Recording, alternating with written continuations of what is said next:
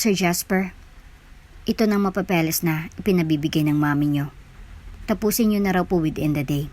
Ilalapag ko na lang po dito. Muna na po ako. Tatalikod na sana si Winona nang pigilan siya ni Jasper. Winona. Napatigil naman si Winona at bago humarap kay Jasper ay huminga muna siya ng malalim. Sir, may kailangan pa po kayo? Taas noong tanong naman ni Winona.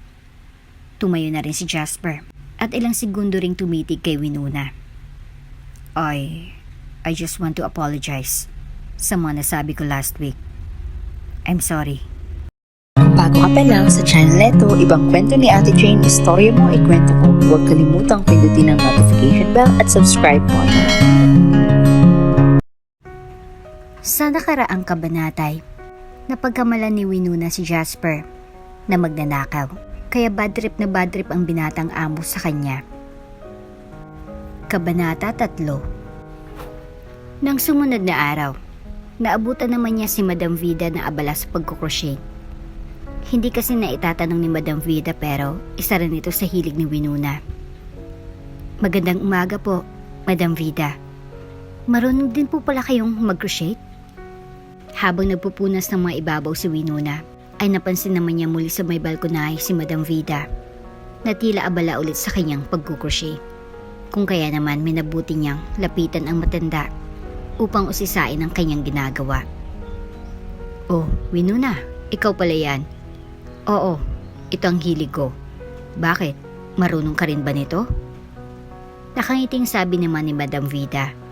Noong una, buong akala talaga ni Winona na masungit itong matanda at istrikto ngunit hindi naman pala. Mabait naman pala ito at hindi mahirap lapitan at kausapin. Nako, hindi niyo po na itatanong pero isa po ang pagkukrochet sa naging sideline ko noon sa aming probinsya. Nung high school po ako, kapag wala pa akong pambaon, pinapahiram pa ako ng aking matalik na kaibigan ng kanyang crochet materials para gumawa ng ilang mga bagay na maaari kong ibenta. Kaya napakalaki po nang naitulong sa akin ng hilig kong yan. Pagmamalaki pa ni Winona. Aba, talaga palang madiskarte ka ng Winona. Ako naman, ay simula pagkadalagay, ito na talagang libangan ko. Tinuruan ako ng aking ina at ito na ang naging bonding naming dalawa. Tugon naman ni Madam Vida. Ako rin po, nanay ko pong nagturo din sa akin. Sagot naman ni Winona. Ilang sandali pa ay pinaupo na rin siya ni Madam. Muupo ka muna, Winona. Asamahan mo muna ako rito. Utos ng matanda, kaya kahit nahihiya ay sumunod na rin si Winona. Isa pa'y tapos na rin naman ang kanyang mga ginagawa. May ba tayo, Winona? Siya nga pala. Matanong ko lang, may nobyo ka na ba? Sa unang tanong na iyon ni Madam Vida, ay automatiko namang nanlaki ang mga mata ni Winona. Hindi naman niya kasi inaasahang ganun ka straightforward itong si Madam Vida, kaya naman hindi kaagad siya nakasagot. Nobyo po? Nako, wala pa po sa bukabularyo ko, Madam Vida. Dahil ang focus ko lang po ngayon ay mabigyan ng magandang buhay ang nanay at tatay ko. Sagot naman ni Winona, kaya napatango naman ang Madam. Napakabait mo namang anak. Tama yan. Nararapat lang na maging mapagmahal tayo sa ating pamilya. Ano yan na sinang-ayon na naman ang sagot na iyon ni Winona. Naging makahulugan ang sinabing yun ni Madam Vida habang nakatitig kay Winona. Matagal na kasing naghanap ang matanda ng isang babae na makapagpatino sa kanyang anak na si Jasper. Marami na siyang naireto rito. Ngunit walang nagtatagal at lahat ay sumusuko kaagad dahil si Jasper mismo ang gumagawa ng paraan para lumayo sila. Palibhasay, happy-go-lucky itong si Jasper at puro barkada lamang ang alam, kaya nag-aalala ang kanyang ina na si Madam Vida na kapag nawala na ito ay ganitong Jasper pa rin ang maiiwan niya. Nang mga sumunod na araw, naatasan si Winona ni Manang Edna na magdala ng agahan kay Jasper sa kanyang kwarto. Sanay kasi ito na doon nag-aalmusal at gabi lamang nasasamahan ng kanyang ina sa pagkain sa hapagkainan. Sir Jasper, maaari ho ba akong pumasok? Ito na pong breakfast niyo. Tanong ni Winona. Kabilang sa kanyang responsibilidad ang paglikuran si Jasper. At dahil sanay si Jasper sa breakfast in bed, ay kailangan niya itong dalhan ng almusal tuwing umaga araw-araw. Ilang segundo rin siyang naghintay ng sagot mula sa loob nang biglang umibo ang doorknob. Walang nabukas at sumalubong sa kanya pero marahil itong paraan ng lalaki upang sabihin na pumasok na siya. Marahang pinihit ni Winona ang doorknob sa kadahan-dahang pumasok sa loob. Pagkapasok niya ay bumungad sa kanya ang kalat ng buong kwarto. Masasabi niyang lalaki talagang nakatigil rito. Magulo rin ang magamit at nakakalat ang ibang mga papel sa sahig. Sa isip niya ay wala talaga sigurong pinapapapasok ang lalaki na ibang tao sa kanyang kwarto maging ang mga katulong upang maglinis man lang dito. Ilang sandali pa ay umimik ng lalaki. I'm hungry. Anong plano mo? Tutunga nga lang dyan? Supladong tanong nito.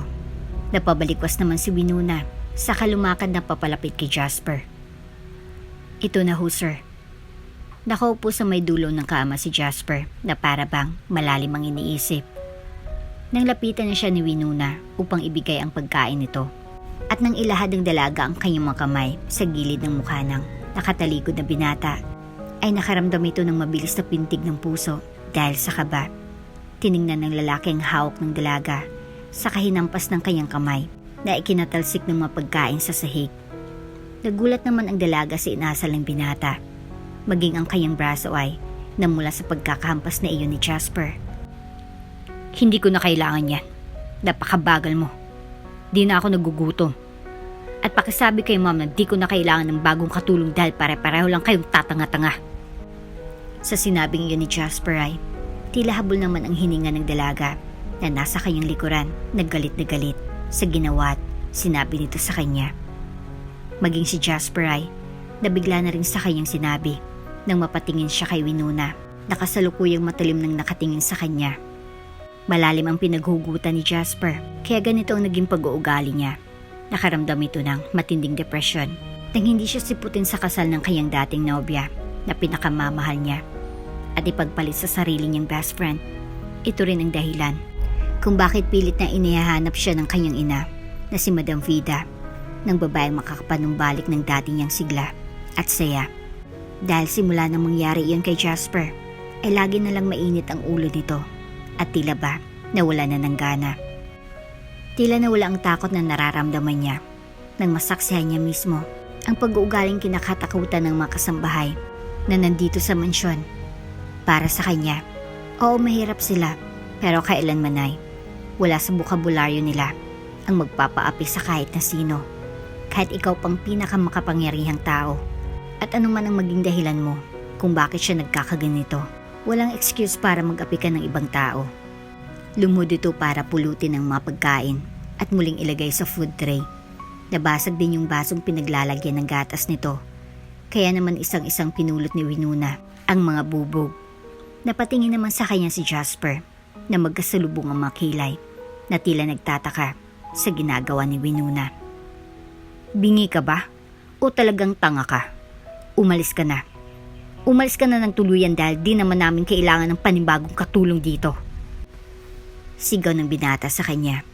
Ngunit tila bingi ang dalaga na tuloy lamang sa kanyang ginagawa hanggang sa humarap na ito at nagsalita.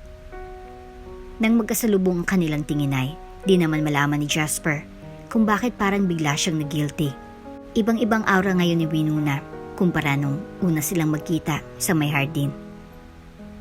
Alam mo ba kung gaano kamahal ngayon ang bilihin?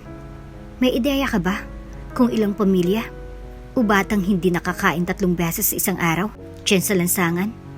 May ideya ka ba kung ilang batang nangangalakal o nagkakalkal ng basura para lang may makain? May ideya ka ba kung ano nang mabibili ng halaga nito ng mga mahihirap kagaya namin para lamang pambara sa mga nagugutom naming mga sikmura? Kung walang halaga pala sa iyo ang mga pagkain ito, sana naman maging responsable at marunong makiramdam kahit di na sa amin na mga katulong nyo, kundi sa mga taong walang makain doon sa labas. Mayaman ka nga, pero mas masahol pa sa basurang ugali mo.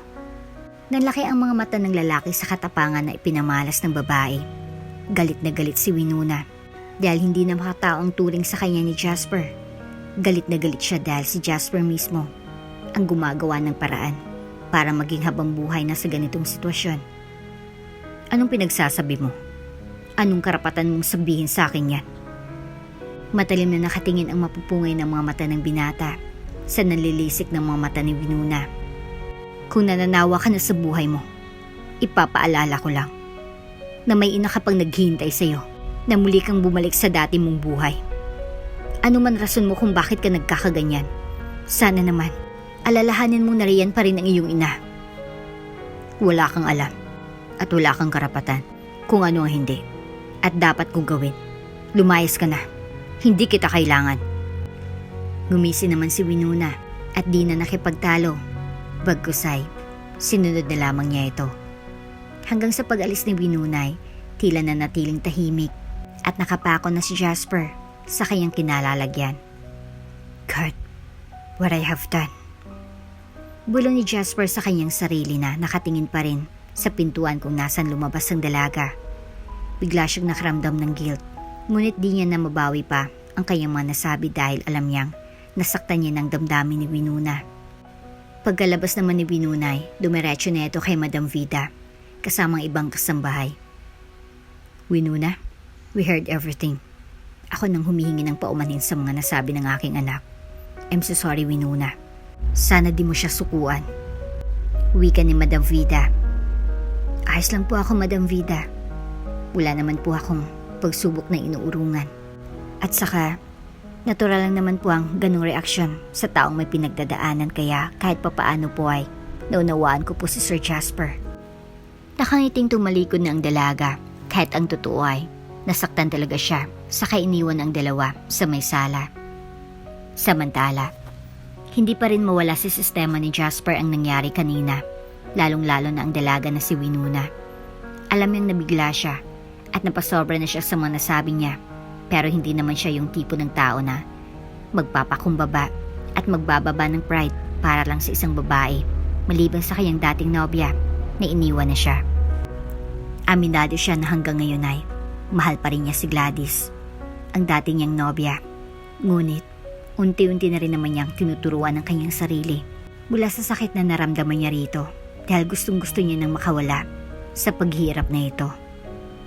Nang sumunod na araw, malaki ang pinagbago ni Winona. Hindi na siya nagdadala ng agahan kay Jasper tuwing umaga at di na rin siya nagpapakita sa binata. Aminado naman si Jasper na para bang namimiss niya ang presensya ni Winona. Araw-araw ay pasimple siyang nagpapapansin sa dalaga. Ngunit si Winona nang umiiwas. Minsan pa nga ay kapag di niya na ito nakikita ay nagtatanong siya kay Manang Edna kung nasan ito. Ngunit di naman niya sinasabi ang dahilan kung bakit niya hinahanap ang dalaga. Kaya naman, nagkakakatob sila na baka namimiss na ni Jasper si Winona. Kaya naman nang malaman ito ni Madam Vida, ang bagay na iyon ay nagkaroon lalo siya ng ideya. Winona, pakidala nga nitong mga papeles kay Jasper. Nasa may balcony siya. Pakunwaring utos ni Madam Vida kay Winona, ngunit ang totoo ay gusto lang niya na muling paglapitin ang dalawa. Ako po? Tanong ni Winona. Oo, may iba pa bang Winona rito? Sige na, dalhin mo na ito. Pakisabi na rin na kailangan niya nang matapos ang report within the day.